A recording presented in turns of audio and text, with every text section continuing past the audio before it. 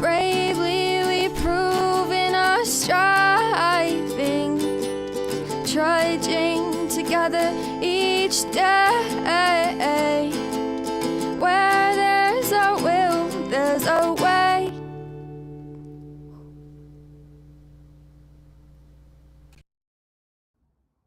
Good morning. Happy Sober Sunday. If you give me 10 seconds.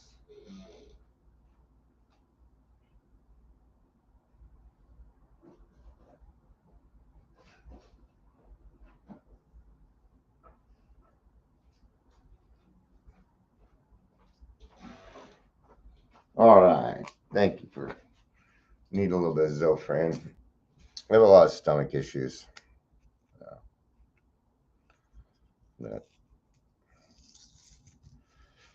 Oh, Sunday. Trying not to be grumpy. Oh. I don't know about anybody else, but I don't like the feeling that I'm being taken advantage of. And I do a lot of service work, and I do what I do because I want to do it.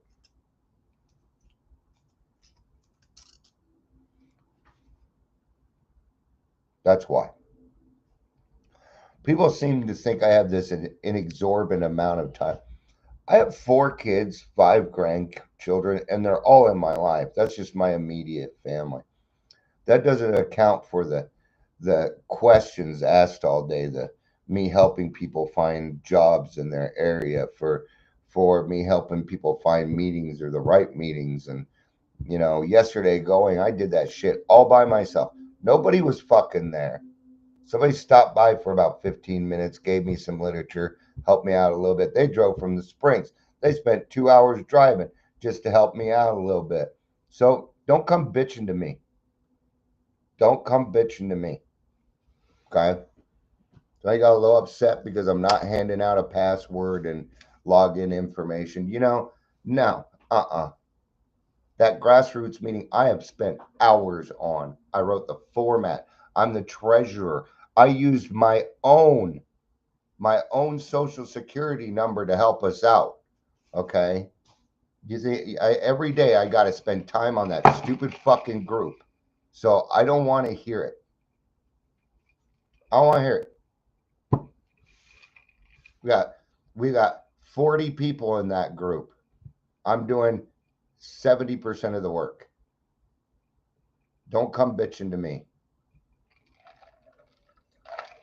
All right, but that will irritate me. I have very good reasons to why I've done everything. Okay. But considering not one person has volunteered to host the meeting, no, I'm not handing out the login information. Ain't happening.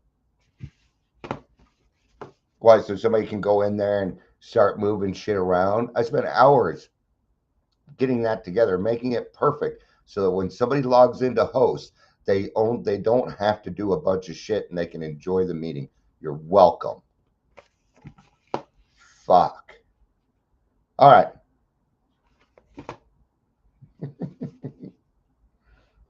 I could be pushed to my limits too. So we're going to be in page 156 in the 12 by 12. Okay. So here's the key when it comes to that stuff. If you ain't doing it and you don't know, don't assume. Don't assume. Not only that, but if you're upset or whatever and you take it out on me, I'm going to have a problem with that. Gotta watch your little snide comments with me. All right. I won't tolerate it. So, a rippling effect. I'm sure you had fun listening to that, Michelle. Huh? Welcome to Daily Trudge. My name's Dion. And I do the best that I can, just like everybody else. And I usually have to do it alone. I want to hear it. I don't want to fucking hear it. Everybody's out there doing. People have no idea what I sacrifice in order to do this shit. You don't know. I don't want to hear it. I'm not happy. This really ticked me off. All right. If you're here, please say hello, whether you're watching the live or the rewatch. Just this week, I chaired twice because people couldn't do it, or they didn't show up, or there was a mix-up. If somebody would have been willing to come down and help me yesterday, there wouldn't have been a mix-up and stuff. But I have to do everything. Even logging in, I still have to be there to do certain shit to make sure it gets done. I'm there every day without fail. Without fail. I want to hear it. Take your pissy shit somewhere else, and especially don't do it in the group. Write me directly. If you want to confront me and you want to do it publicly, you're going to be sorry you did it. Unless you do it the right way. All right, so we're going to go to page 156. And we're going to be in tradition 6. Just admit it, you like control in that. Oh, no, but I do appreciate the joke, Michelle. I'm taking that as a joke. Because I believe that it is. So, all right. So we're in tradition 6. I'm going to start at the top of page 156. All right. It occurred to us that we could take what we had into each of the factories and cause laborers and capitalists to love each other. Our uncompromising honesty, I think we should go back to it's just one page. So why don't we just go back to the beginning of the chapter so it doesn't sound weird. All right, so we're going to go back to page 155. Tradition 6, an AA group ought never endorse, finance, or lend the AA name to any related facility or outside enterprise, lest problems of money, property, and prestige divert us from our primary purpose. The moment we saw we had an answer for alcoholism, it was reasonable, or so it seemed to us at the time, for us to feel that we might have the answer to a lot of other things. The AA groups many thought could go into business, might finance any enterprise, whatever in the total field of alcoholism. In fact, we felt duty bound to throw the whole weight of AA behind the name of any meritorious cause. I understand that. It's exciting, man. I too think that our way of life would be a benefit to anybody. Oh, don't worry, I'm not closing it all the way to kitty. It's getting a little warm in here. Get some AC flow in there. There we go. All right. Oh, you need some room? There you go. All right. Little brats. But yeah. We alcoholics also tend to exceed the purpose of something. So we got to be careful there, right? Sure, our way of life would work for anybody, but if we start getting into all these other things, then we would lose our primary purpose. And the primary purpose, stay sober, help other alcoholics to achieve sobriety. That's the primary purpose we're talking about in this case. Here's some of the things we dreamed. Hospitals didn't like alcoholics, so we thought we'd build a hospital chain of our own, a whole chain of hospitals. Wow. People need to be told what alcoholism was, so we'd educate the public. We'd even rewrite school and medical textbooks. Look at us, changing the whole world. We'd gather up derelicts from skid rows, sort out those who could get well, and make it possible for the rest to earn their livelihood in some kind of quarantine confinement.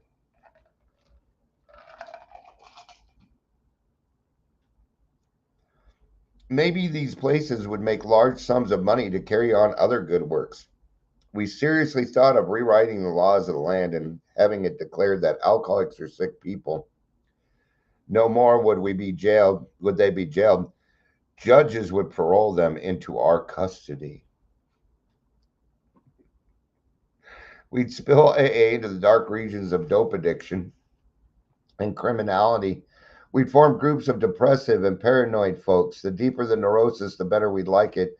It stood to reason that if alcoholism could be licked, so could any so could any problem.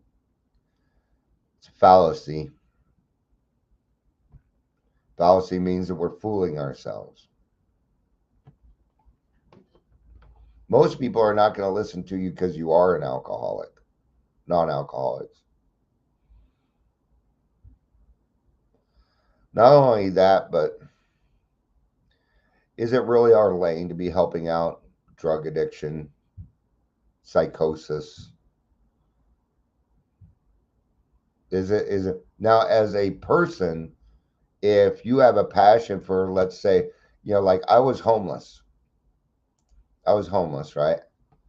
And and so I feel this need to help the homeless out because I know what it's like.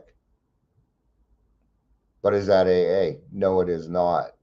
That is Dion helping the homeless. I might utilize AA if that is something that they want. I'll lead them to AA. Sure, I'm happy to do that.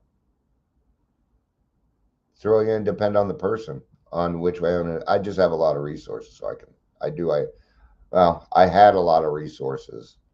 A lot of them are gone now. So there's not as many resources. It occurred to us that we could take what we had into factories and cause laborers and capitalists to love each other. Right? Sounds more like a hippie movement to me. Oh, those hippies, those crazy hippies. I'm one. I was born in 1970, so I wasn't there for the era, but I am a hippie at heart. So our uncompromising honesty might soon clean up politics. With one arm around the shoulder of religion, the other around the shoulder of medicine, we resolve their differences, having learned to live so happily we'd show everybody else how. So now we're the saviors of everything, huh?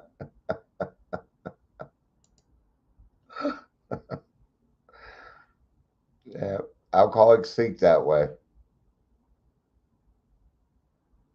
Having learned to live so happily, we'd show everyone else why we thought our society of alcoholics might prove to be the spearhead of the new spiritual advance.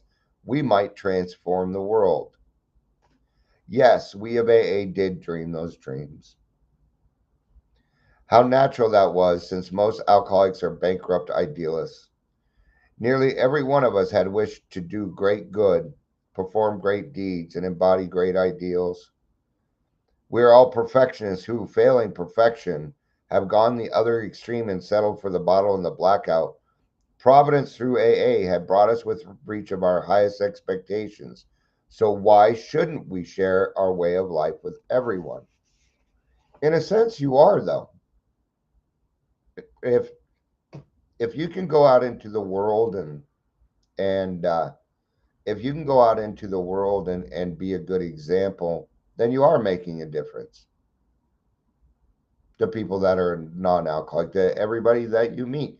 You have a chance to do something. Ask questions. Where are you from? Yeah. What's your life like been like? They'll tell you.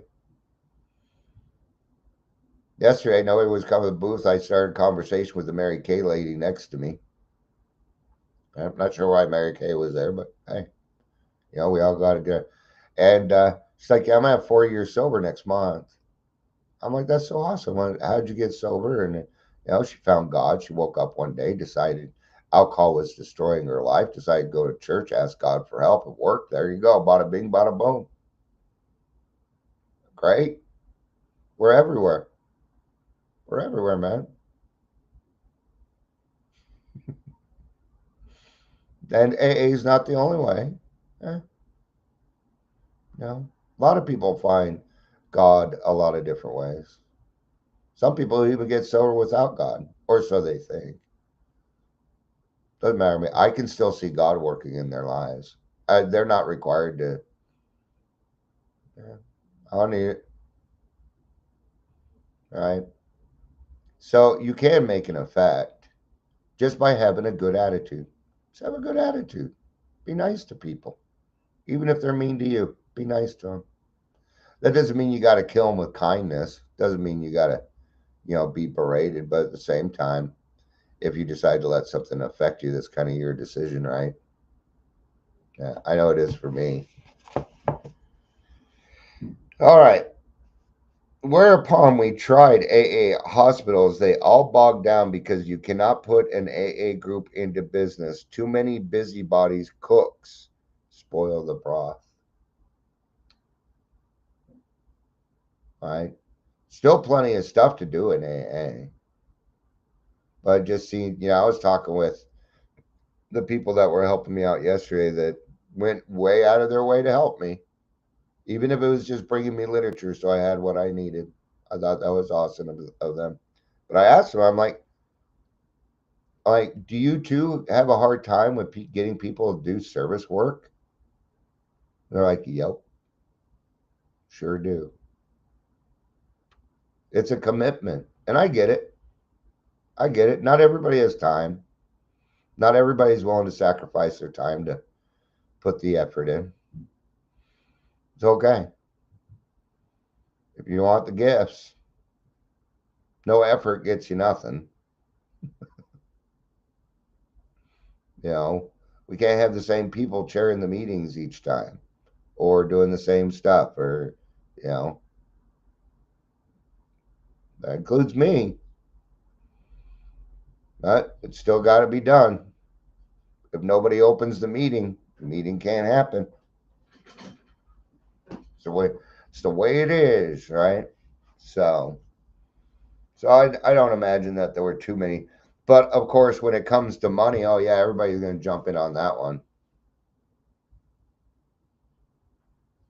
Just saying, alcoholics go after that stuff. It's kind of, So, but anyway, A groups had their fling at education when they began to publicly whoop up the merits of this or that brand. People became confused. Did AA fix drunks or was it an educational project? Was AA spiritual or was it medical? Was it a reform movement?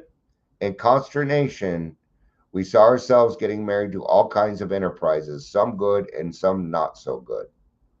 So, what do I do here? It's education. I do education, I educate. But I did not turn it into a business. That's the difference. Nowhere on here does it say donate. There's no donate button. I don't ask for money. I don't ask for anything from it.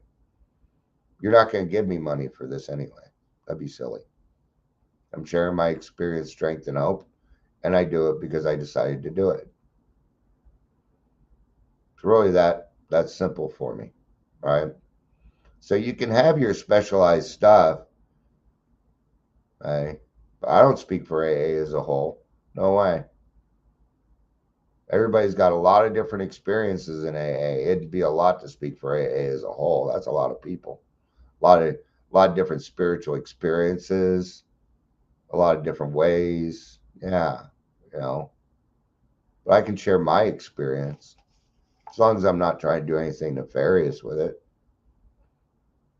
It is what it is. It comes across the way that it needs to come across. Watching alcoholics committed willy-nilly to prisons over silence, we began to cry, there ought to be a law.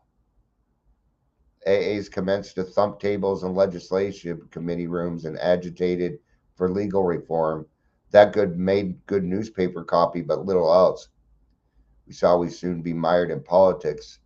Even inside AA, we found it imperative to remove the AA name from clubs and 12-step houses. Huh. What'd they just say? That we're not supposed to have AA clubs. That's what it just said. No, that's just to remove the name. Okay, you're not going to see the name Alcoholics Anonymous in neon sign above a building.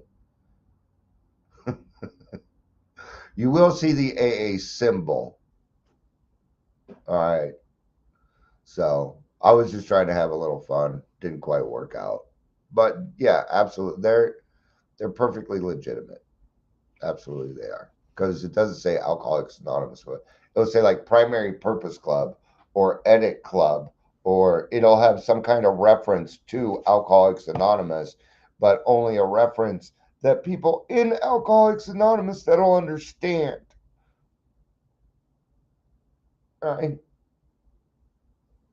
We'll take a little quip out of the book or whatever, name our group that, or a club, and that way people know that it's Alcoholics Anonymous because they're a member of Alcoholics Anonymous. Nobody else really. People will be like, "What is that?"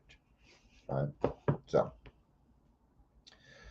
these adventures implanted a deep-rooted conviction that in no circumstances could we endorse any related enterprise, no matter how good. We of Alcoholics Anonymous could not be all things to all men, nor should we try. So where's the rippling effect coming from? From you being a good person, going out there and demonstrating God's omnipotence. You being the best person that you can be each day, being a good purview for your kids, for your grandkids, for your significant other, for everybody else in your life. That's how you do a ripple effect. Okay?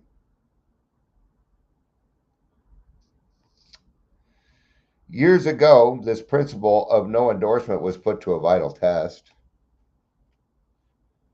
Some of the great distilling companies proposed to go into the field of alcohol education. It would be a good thing, they believe, for the liquor trade to show a sense of public responsibility.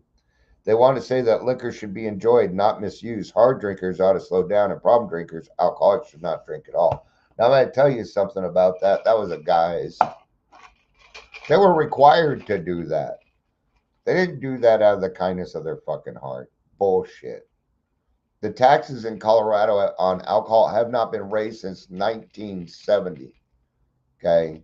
This is not it. It's true they did that, but only to make themselves look good. They don't give a fuck. The alcohol trade does not give a fuck about your addiction at all. They're required to put on their drink responsibly. They're required to do that. Okay. So, yay for them, but their intentions were not as pure as what people were saying. And they aren't to this day. They're not. Alcohol ads are very much geared towards you. Yes. What, you think they make their money off of non-alcoholics? No. It's not where they make their money. They make their money off us. Yep. All right. So why should Alcoholics Anonymous go in with no? Yeah. Whether it doesn't matter whether it's the alcohol trade or anything else. We just can't be a part of it. And no time should somebody be cutting down AA to sell their wares either. There's no competition in recovery. There should never be competition in recovery. That would become a battleground for instincts. And when that happens, somebody dies. Yeah. All right. In one of their trade associations, the question arose of just how this campaign should be handled. Of course, they could use the resources of radio, press, and films to make their point. But what kind of person should have the job? They immediately thought of Alcoholics Anonymous. If they could find a good public relations man in our ranks, why wouldn't he be ideal? It's not going to take long to find that person in Alcoholics Anonymous. We've got a lot of promoters and salespeople in Alcoholics Anonymous. He'd certainly know the problem. His connection with AA would be valuable because the fellowship stood high in public favor and hadn't an enemy in the world. Not yet, anyway. Soon they spotted their man, an AA with necessary experience. Straight away, he appeared at New York's AA headquarters asking, "Is there anything in our traditions that suggests I shouldn't take a job like this one? This kind of education seems good to me. It's not too controversial.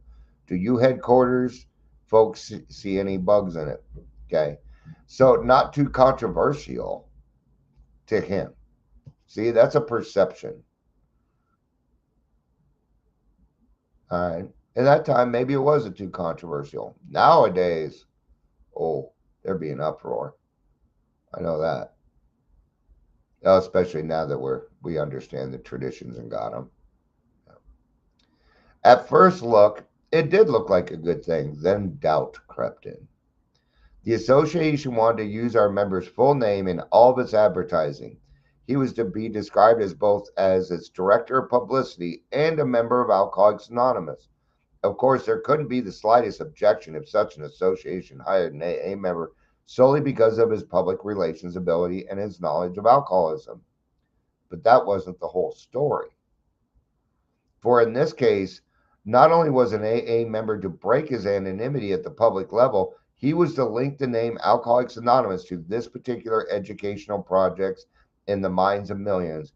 It would be bound to appear that AA was now backing education, liquor trade association stuff. That's exactly what it would look like, because that's exactly what it would be. Wouldn't just look like it, that's what it would be. Alcoholics Anonymous this week sponsored by Budweiser. Get your drink on. Does it match? No.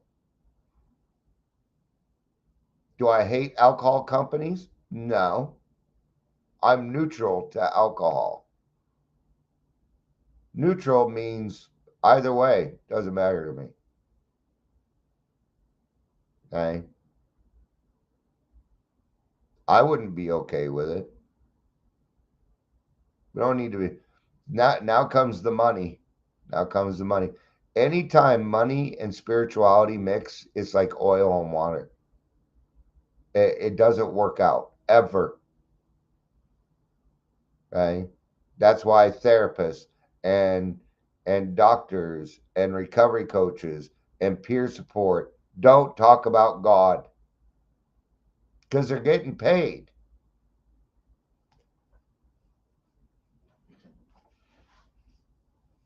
Doesn't work. Nope. Now, I knew this lady. Her name was Joe Wright. She ran Arapaho House. She started Arapaho House. Arapaho House was a fantastic program here in Colorado. We had a bunch of locations. Didn't matter where you were at. The people that worked there were great people. But this owner, she owned the seventh most, this was in the 90s, the seventh most successful treatment center in the country we had here in Colorado. Okay. Arapaho House brought in a lot of money. She drove around a piece of shit car. I went to her house a few times. She lived in this quaint little 2-bedroom house. It wasn't very big at all. She wasn't rich. She made a decent living, but so did everybody at the company. Because recovery has no competition in it. If we started doing this, do you know how divided AA would be and how quickly?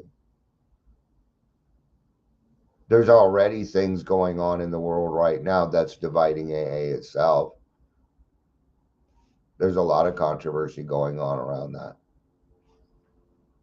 People dividing because of a president voted in and shit. Because of hot topics. Shit like that. It's divided AA a little bit. Not much, but a little bit. Here's the thing, and this is just my belief. There should not be any trans meetings. There should not be men's meetings. There should not be women's meetings. That creates division. I also see a necessity for it, but according to the traditions, actually kind of breaks it. Now I'm going to put it a different way, because that way it just pisses people off. Okay? I'm an ally. Trans people shouldn't have to have their own meetings. And that is the truth. They shouldn't have to. But because some people in AA are still fucking ass backwards, they had to do it. I don't blame them. I'll put it that way. I don't blame them.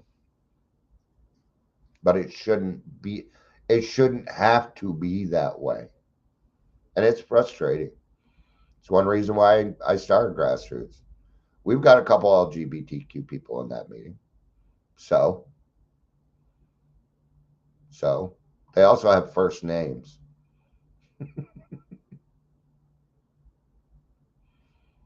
None of that matters, and it shouldn't matter.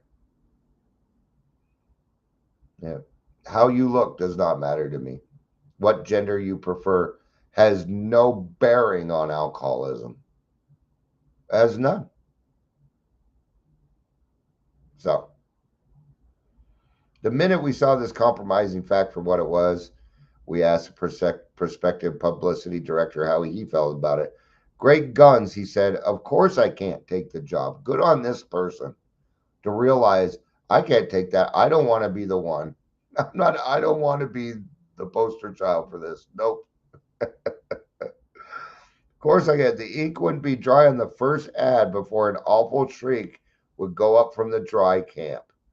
They'd be out with lanterns looking for an honest AA to plump for their brand of education. AA would land exactly in the middle of the wet-dry controversy. So, see, it was going on like it is now. It's still going on. Half the people in this country would think we signed up with the dries, and the other would think that we've joined the wets. What a mess. Nevertheless, we pointed out you still have a legal right to take this job. All right. So, everything everybody is doing, oh, it's legal. Absolutely. All these fangled ways, and they can do all this stuff. So it's perfectly legal, but there's a consequence to it. I guarantee there's a consequence that goes with it. All right. So I know that, he said, but this is no time for legalities. Alcoholics Anonymous saved my life, and it comes first. Hallelujah. Hallelujah, my friends. All right. I certainly won't be the guy to land AA in big time trouble, and this would really do it. Concerning endorsements, our friend had said it all. We saw as never before that we could not lend the AA name to any cause other than our own. All right. Another way that selfishness can be utilized for something good. All right, let's get to today's daily reflection. The great discovery of sobriety led me to feel the need to spread the good news to the world around me. The grandiose thoughts of my drinking days returned. Later, I learned that concentrating on my own recovery was a full-time process. As I became a sober citizen in this world, I observed a rippling effect, which, without any conscious effort on my part, reached any related facility or outside enterprise without diverting me from my primary purpose of staying sober and helping other alcoholics to achieve sobriety. Blah, blah, blah, blah, blah, blah, blah, blah, blah. All right. So there's some of us that recover out loud. I'm one of them. Right. But you also got to be very, very careful on promoting and I'm gonna have to say I'm probably not the most careful at it. Not myself, but other places. Right? There's some places I talk to you about that are just dangerous. There's somebody that talked to me yesterday, wanted to become a recovery coach. I'm going to tell you. No, I think this person would be a great recovery coach. I'm all for recovery coaching. But why are they training recovery coaches when there's no recovery coaching jobs? See, a lack of ethics.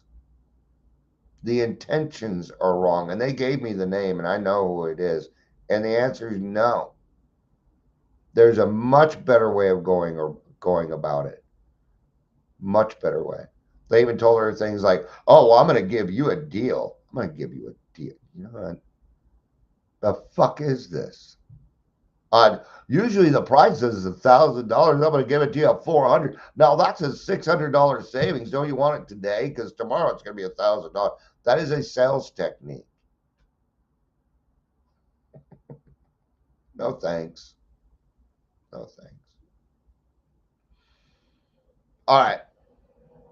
That's going to be it for this one. Thanks for hanging out with me today, Michelle. I admit it. I appreciate it. I hope everybody has a good day. I love you. You know I do. Peace out and have a day.